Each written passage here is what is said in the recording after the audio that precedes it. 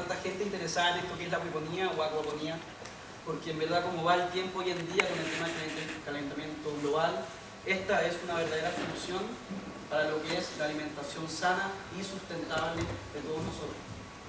Ahora, yo si bien no soy experto, sí lo que tengo es un poco de experiencia de lo que es armar estos sistemas para lo que es el sistema de una casa para autoabastecimiento de una familia de entre 2, 3 hasta 4 personas. Y es lo típico que uno tiende a hacer cuando empieza a partir con esto de la que es acuiponía. Uno parte con YouTube, empieza ahí a leer ciertas cosas, uno empieza después a pagar ciertos cursos y uno comienza por los sistemas. Por lo tanto, una de las cosas que quiero aprovechar con esta invitación es compartir este conocimiento de los típicos errores que uno genera cuando uno empieza a instalar este tipo de sistemas. ¿Cómo funciona esto? ¿Cómo es posible que con los desechos pescados podamos producir tanta cantidad de vegetales? ¿Cuáles son los componentes? ¿Y cuál me conviene elegir en base a lo que quiero hacer? Entonces vamos a tener 2 talleres, como explicaron bien. Este va a ser un poco más general y el segundo vamos a ahondar un poco más ya en el diseño de los distintos componentes, en el dimensionamiento y en cosas más finas en cuanto a los errores que pueden significar la pérdida de todos los peces o todas las plantas de mi sistema.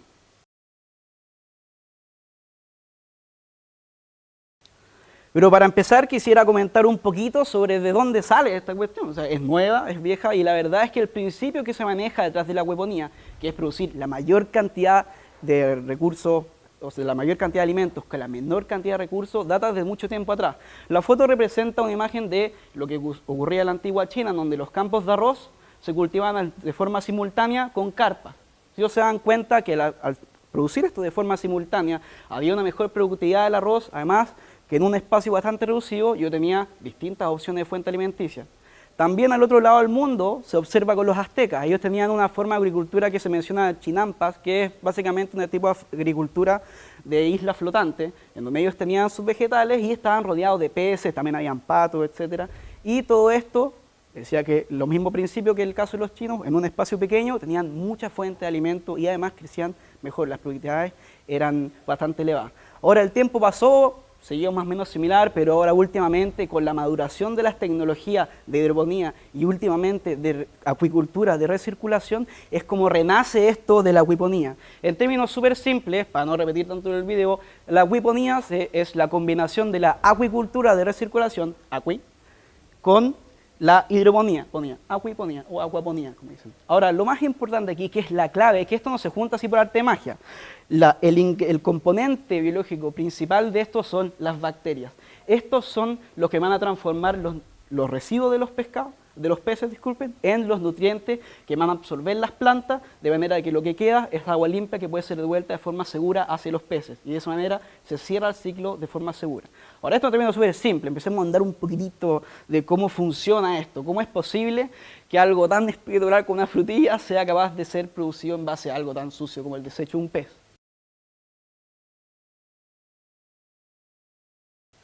Y el principal proceso que involucra al sistema de acuiponía es el ciclo del nitrógeno. Los desechos de los peces son muy altos en compuestos nitrogenados, especialmente el residuo líquido. Dependiendo de la especie, el alimento que tú le des, condiciones ambientales, etc., la composición nitrogenada del residuo líquido especialmente puede variar entre un 60 o más de 80%, o sea, estamos hablando de mucho nitrógeno. Ahora, este nitrógeno que es excretado por los peces de forma de amoníaco, en forma de amonio principalmente, el amoníaco es más complicado, es capturado por el primer grupo de bacterias, que son las bacterias nitrosomonas, que oxidan esto a la forma de nitrito.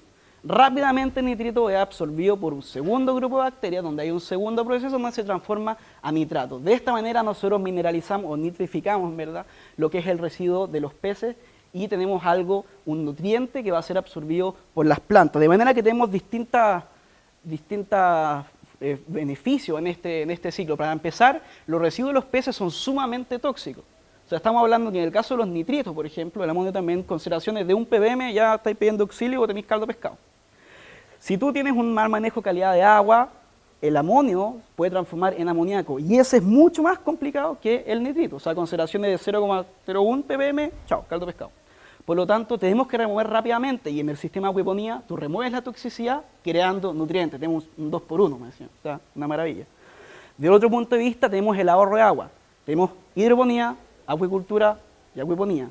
Esa es la que tiene el mayor ahorro de agua. En la hidroponía, tú ingresas el agua con los nutrientes, las plantas van a estar absorbiendo estos nutrientes, pero eventualmente tú vas a tener que cambiar el agua. Ahora esa agua no se pierde, se ocupa para regar, cosas así, pero del sistema tiene que salir. En la acuicultura de recirculación se ahorra bastante agua, pero siempre hay un efluente que dependiendo del sistema va a ser, no sé, un recambio del 10%, algo así. En la acuiponía tú cuando ves los sistemas no hay salida de agua. El agua que se pierde es por evaporación y las mismas plantas que absorben el agua o también por transpiración se pierde un poquito, por lo tanto tú tienes que reponer. La poca agua que suele salir suele cuando tú remueves los residuos sólidos, pero estos se mineralizan y todo vuelve a entrar. Por lo tanto, tenemos un gran ahorro de agua. Y finalmente, el tema de la eficiencia productiva, que es lo que a mí más me gusta. No solo tenemos producción de peces, vegetales y como vamos en otros sistemas también crustáceos. Yo, por ejemplo, en el sistema que tengo truchas, tengo distintos grupos de vegetales y con los residuos sólidos yo alimento insectos que después se lo paso a las gallinas. Entonces, además, la diversidad de cosas que puedes obtener en estos sistemas es, en verdad, la creatividad pasa a ser el único obstáculo. Pero lo importante es que solo los peces son los que yo alimento, lo demás en totalidad o en su gran mayoría se alimenta de los residuos de uno. Por lo tanto, la transformación energética de la comida dentro del sistema es sumamente grande, sumamente eficiente.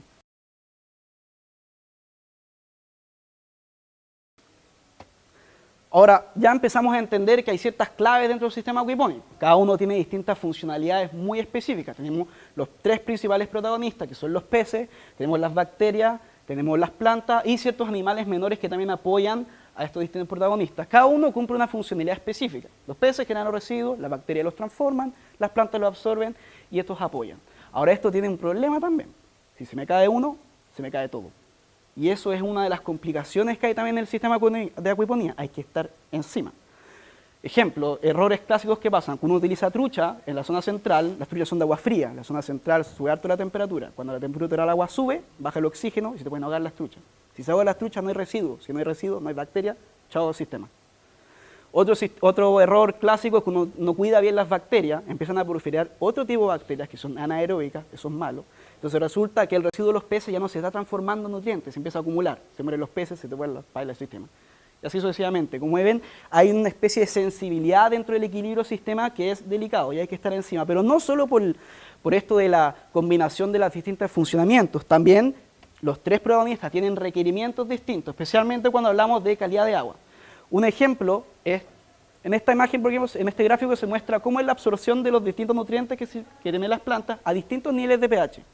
Y así viendo la rápida, hay un sector que anda por aquí, en donde hay una mejor absorción de los nutrientes. O sea, a las plantas les gusta un pH un poquito ácido. Y eso es un problema, porque a los peces les gusta un pH más neutro y a las bacterias que están en el biofiltro les gusta un poco más básico. Por lo tanto, chuta, ya, a ver, tengo tres componentes distintos que tienen requerimientos distintos, por lo tanto tengo que empezar a negociar.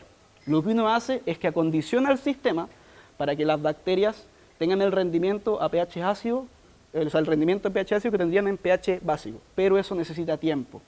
Para empezar, las bacterias tienen que crecer, mínimo pienso en 2 meses, y después se tienen que acostumbrar. Por lo tanto, los periodos de acondicionamiento total de un sistema acuipónico, dependiendo del sistema, el lugar y todo, se habla de entre 6 meses a 1 año, y tirado para el año, ¿ya? Es ahí cuando el sistema acuipónico, sé que no tuviste una eventualidad importante antes, alcanza ya su máxima productividad.